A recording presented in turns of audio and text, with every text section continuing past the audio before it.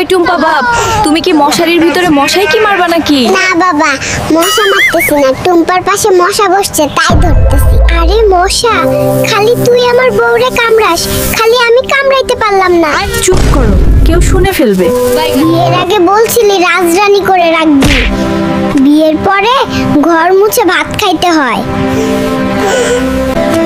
এই টুনটুনি, ভগর ভগর করবি না, তোর বাপের বাড়ি থেকে 1 লাখ টাকা লইয়া দিবি, কইছিলি দেখছ নাই তো? তুমি একটা লজের ছাড়া আমাকে আর কিছুই তো কিনে দাও না।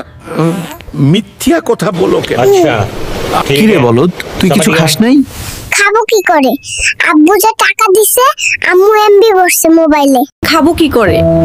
আমার টাকা দিয়ে আম্মু এমবি ভরে কার সাথে জানি কথা বলে।